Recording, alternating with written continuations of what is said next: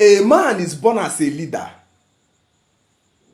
A woman is born as a follower. A follower lives by faith. A follower lives by beliefs. But a leader lives by akonuche. A leader lives by understanding, reasoning, and logic. Like if you go in the military setting, for instance, you will see the army military generals. These ones are logical. They discuss and make decisions to go to war or not. The leaders.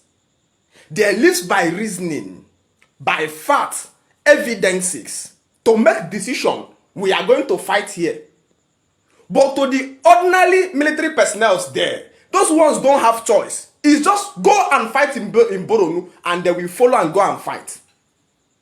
Go and fight in Castina, they will enter military this and begin to chant and begin to go and fight. So those ones don't live by logic. They live by faith because they are designed to be a follower. So a woman like a follower lives by faith. A woman like a follower lives by the gateways of the ear, hearing, not actually seeing, not actually processing, not actually evidence.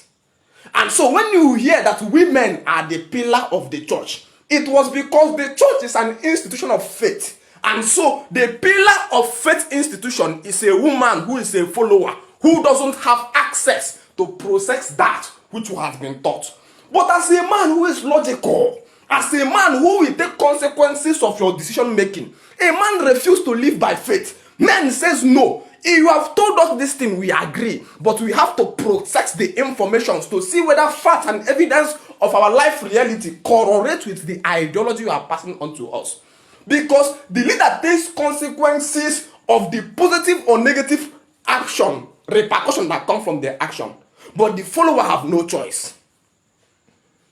Such is the fate of a man who understands where and what African Renaissance entails. That's to bring this noisy woman under my leadership. This noisy woman is short logical. This noisy woman is impulsive. She is created to accept things she hears without verification. But me as a leader, I can't allow my family leadership to be in her palms. I must bring her under control. Otherwise, she will use her stupid belief system to ruin your peace of mind in the family setting. So the man was born as a leader. He was calibrated to take the leadership. So he will live by reasoning. He will live by akonuche. That is the difference between masculine culture and the feminine culture. That masculine culture, a culture of men. If you watch in that culture, you see the symbol of justice is in the arms of elderly man opening his eyes. You watch in the feminine culture, it's a culture of women. And you will see the symbol of justice in that culture in the arms of a woman, that her eyes is tied. The five senses of reasoning is eye, ear, the nose, the mouth, and five of them. Eyes, ear, nose, mouth, and all of that.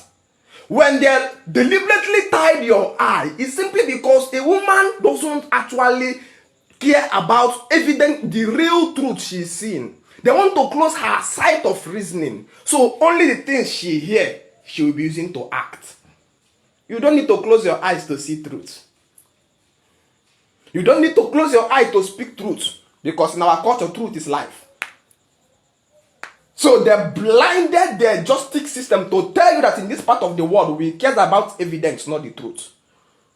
But to a man who is born a leader, the assignment is to bring the woman under your leadership. Church is a noisy place for women, not for men. Women can go there and cry all they want. They can go there and sing all the emotional songs for the animal criminal Jesus Christ, which all gives them emotional comfortability. But men know that this is not the pathway that guarantees our survival. This was not the way that we used to pursue the Fulani herdsmen away in our farmland that's pursuing us away there. If we all become prayer warriors, the Fulani herdsman is going to come and take away our land. This is not the way we can use to preserve that land and produce food.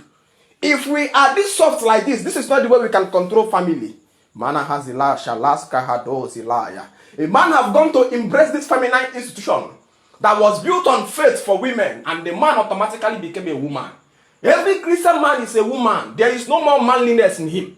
Bring a cutlass, give it to a young Christian man, he can't even kill a fowl. Life of a man have left him. He has become as soft as a vegetable.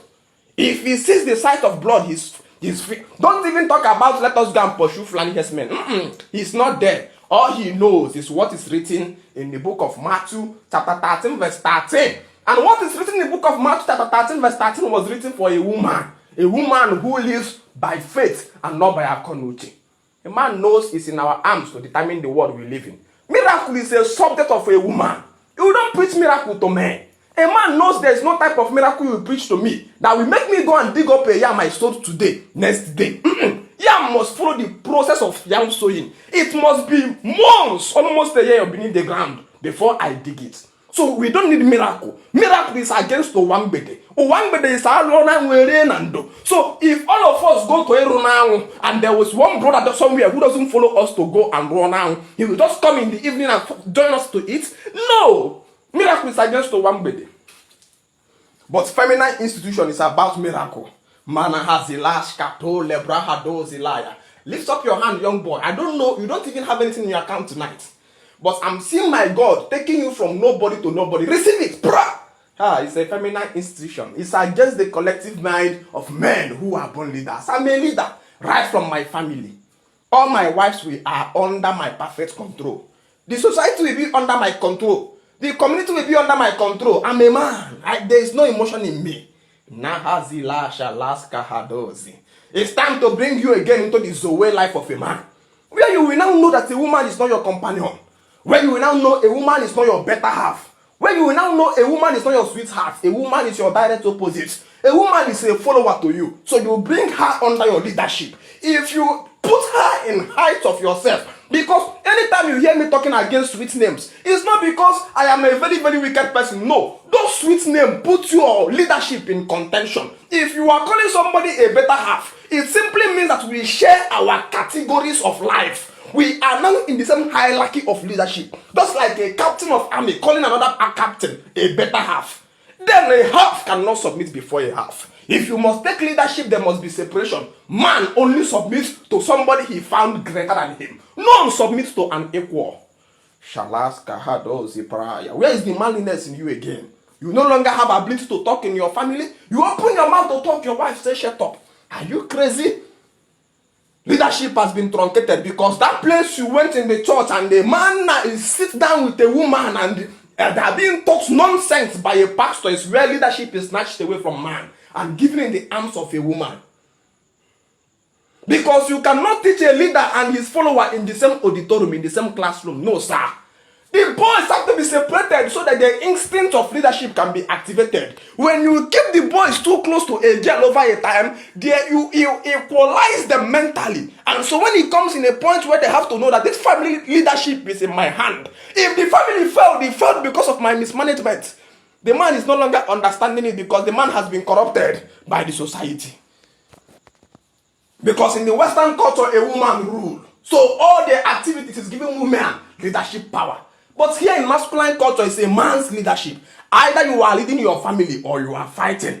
Because you can't copy culture. Water was there before the fish. So the fish cannot come and be doing guy. That's either I choose water or not. No. Outside water is struggling for survival for the fish. So when an African man sees this culture, what you discover is that you start fighting break heart issue. I don't know how many times you have break heart. I don't know how many times people have disappointed you. I don't know how many times you have fight with your husband or wife. The day you met me, I will give you internal peace. I will add extra wife for you. A call for polygamy, a call for leadership, a call for instinct of a man knowing who he is. Join me in this renaissance. For those ordering Light of Africa Polo, we are still delivering. My number is 080-622-92667. Go straight to the point anytime you are texting me. There are numerous countless messages on my DM. But these are for those who are called into light and illumination to take up this message of emancipation across the stratosphere of Africa to liberate our people. I'm taking my WhatsApp group. I'm going to tell your husband. I'm going to tell your husband. If you call your husband, baby, you start going home the next day. The day your husband enter my WhatsApp group, all your grip force against him is disconnected. The day your husband enter my WhatsApp group, you will stop buying food from the market. The day your husband enter my WhatsApp group, we know you have had a man in the house. When he speak, he roars. He's no longer talking as a man, as a baby. You can't keep the boy in the house as a baby. I will unbind the rope used to tie the young boy. We have the energy. We are functioning in the frequency to make men free, so men can take leadership again.